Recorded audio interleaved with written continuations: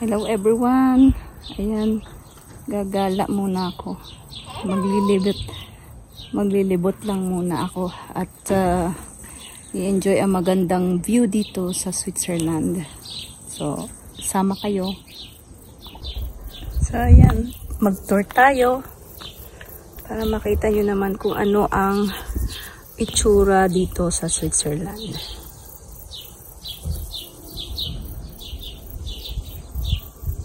Yan ang kabundukan dito.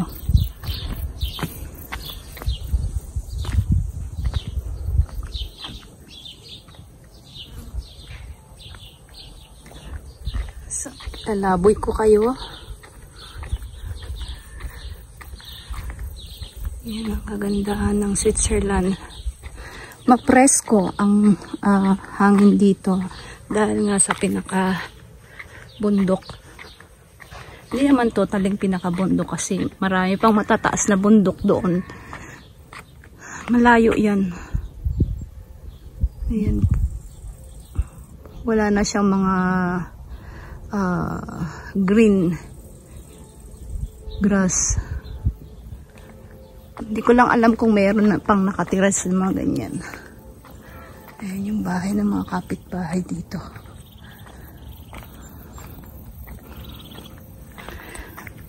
Makikita nyo yung itsura ng mga bahay-bahay dito is mga solid wood. Kasi nga, hindi pwedeng stone dito ang pinakatuktok pag maggagawa ng second floor. So, makikita nyo karamihan, puro solid wood, may basement sila, at stone. At ang pinaka tuktok ng second floor is woods. So ayan, para kahit paano ma-share ko sa inyo kung ano, hinihingal ako. Pasensya na kayo sa boses ko. Makikita nyo yung itsura dito sa lugar ng bansang Switzerland. So I just wanted to share with you all. And this video is part of Switzerland. So, ayan. So, dito sa lugar na pinagstayan namin is surrounded talaga siya ng mga mountains. But actually, talagang Switzerland is karamihan is marami talagang bundok. So, yung tuturo ko sa inyo, malayo yan eh. Sa pinaka-tuktok niya, nakarating na ako. So, ang kaso, yan, nakikita nyo parang bahay. Nagsarado na siya. Dahil, kulang sa financing na para i-maintain ang kanilang ano ba yan, pag-manage dyan sa bundok, dahil meron dyan na parang cable car. Syempre kailangan ng financial yan. So ayan, nasa tuktok tayo ng bundok. Ayan. Dito ko papakita ko na lang. Ayan, ito ako. Andito ako sa pinaka tuktok. So, mas gusto kong iharap sa inyo yung video para makita nyo yung lugar dito na hindi lang ako yung makikita nyo sa video ito. So, kaya gusto kong i-share sa inyo. At parang nakapasyal na rin kayo. So, makapag-enjoy kayo sa mapapanood nyo. Ayan. So, ayan, mga bahay ng farmer. So, tingnan nyo, magaganda yung estilo ng mga bahay dito. So, ayan, yung sa pinakamababa, nabubulol na ako.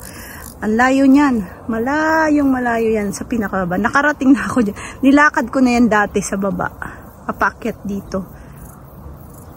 It takes 30 minutes or 25 minutes. Mas madaling bumaba kaysa sa umakyat. Tingnan nyo yung bahay nila. Kababagong ayos lang nila. So makikita nyo yung mga bubong, mga structure ng mga bahay dito sa taas ng bundok. At ayan. Yan ang bahay ng farmer. So makikita nyo yung itsura ng Switzerland dito na bahay. Ayan.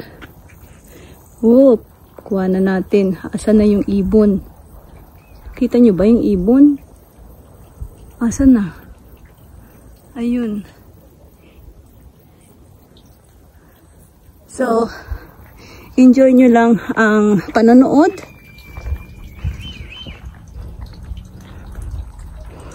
So, hindi ko na siya pinuputol ang video para tuloy-tuloy lang ang pag-vlog ko. Ayan na yung ibon, no? Wala na, malayo na siya. Dito mas kitang-kita ang view. Ayan. Ang ganda, diba?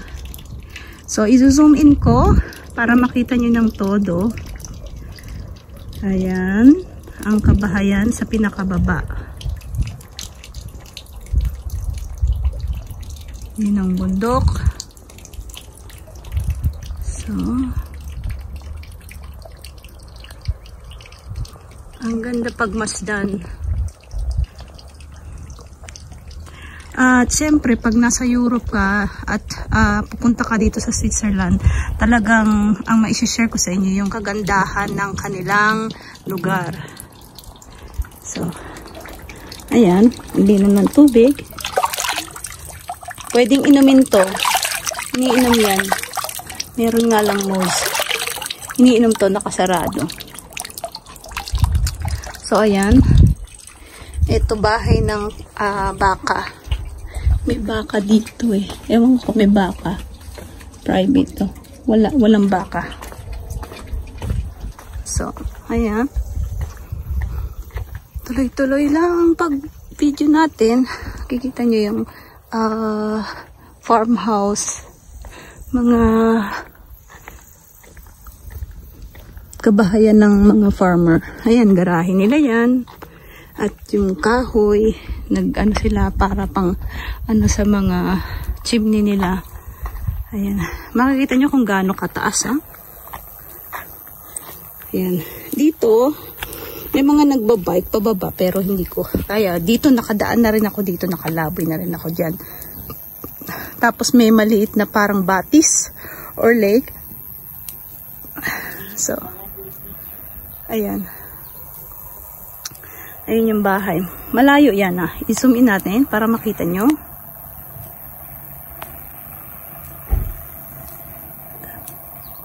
So, i-share ko lang sa inyo, guys, ha. Share ko lang po sa inyo. Itong nakikita nyo mga fence na yan, may electric yan. Kaya hindi ka pwedeng dumikit dyan. Maririnig, may naglalagitik. So, naka-on yan. Hindi ka pwedeng lumapit dyan. Ano yan, may electric yan kasi protection yan para sa mga may mga alagang hayop na para hindi umakyat dito or may mga wild animals na kagaya naman, hindi naman wild, karamihan dito mga fox, yan, mga fox, mga aso sa bundok. It's a fox. Yeah. Ayan. Ano yan.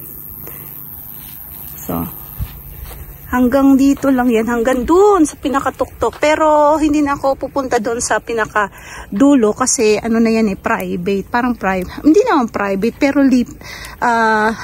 pinag-hikingan ng tao. Minsan may nagbabike at naglalakad. Mostly naglalakad kami dito.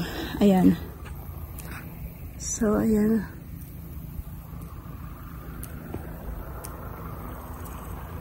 Meron siyang sana may lumalagitik siya.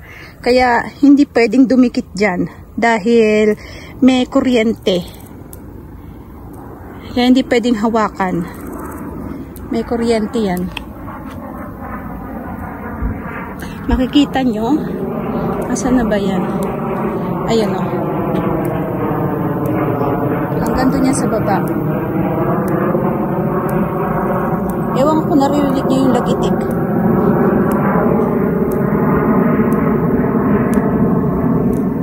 Meron siyang lagitik. Ibig sabihin may naka-on yung ano niya, electric. Ayan. Yan yung mga bahay ng farmers dito. Wala kayong makikita na buong bato yung bahay, kundi kalahati bato, kalahati kahoy. Actually, sobrang init dito sa tuktok. Pero kaya ko naman yung init. Pero pag mga bandang hapon, sobrang init na. So, ano bang oras na ngayon? Tignan ko yung oras. So, it's 12:15 lunchtime. So, yun, lunchtime dito.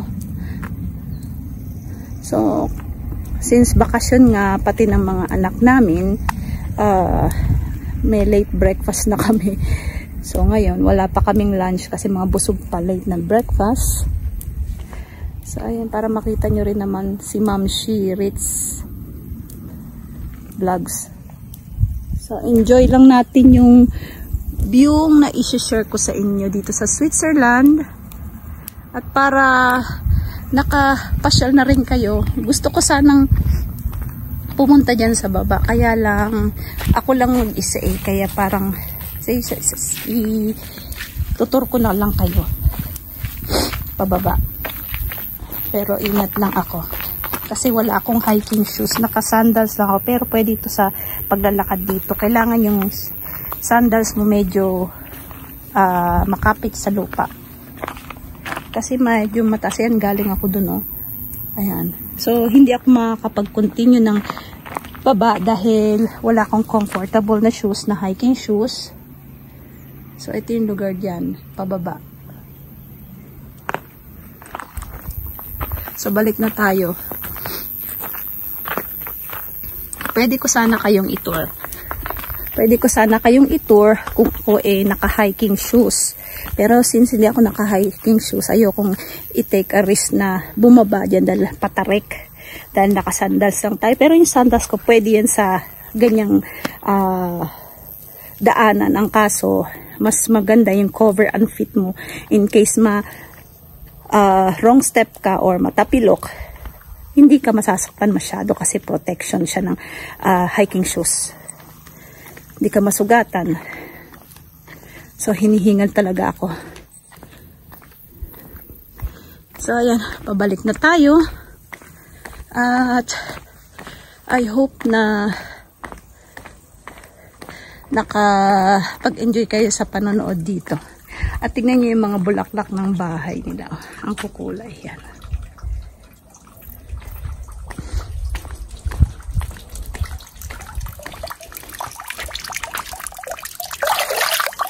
Naiinom itong tubig eh. You can drink this water. Meron lang siyang mga molds. Pero pwede siyang inumin. Galing yan sa bundok. Ayan, ang linaw, diba? So, again, pakita ko sa inyo yung lugar sa baba. So, hindi ako nakagamit ng handle o kaya mga tripod.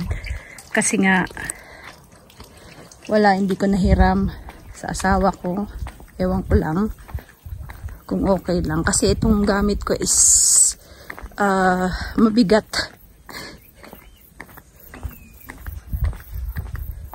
Ano yata to, iPhone XX Pro Max, hindi ko alam, kalimutan ko, basta iPhone XS Pro Max ata. So, ganda ng kalangitan. Ayan, naku, mahaba-haba na yung ating pagtutur. At nauga na.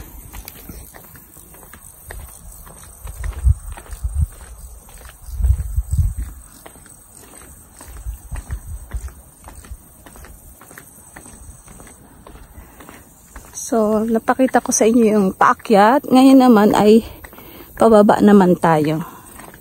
So, mga bahay dito. Mga structure ng bahay. Matitibay na kahoy yan. Talagang para sa gantong lugar yan yung mga kahoy na ginagamit nila sa bahay. Dito sa pinaka bandang taas ng bundok. Ayan, meron sila ditong ano to. Parang ano yata to, electric. Tapos ito, in case emergency na kailangan nila ng tubig yata yan. Ano ng tubig? Parang ba may apoy. Diyan, tatanggalin nila, isasaksak lang nila at gagamitin nila. Or pang ano nila sa mga sa mga lupa nilang ganyan. Ayan, laki ng lupa oh. Iisa lang yung may-ari niyan, yung may mga fence. Dito yung may kabayo na pinakita ko sa inyo sa tuktok. So, papunta na tayo, pababa na.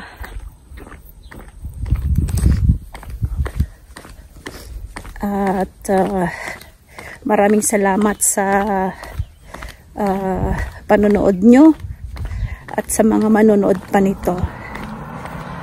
At sana nag-enjoy po kayo.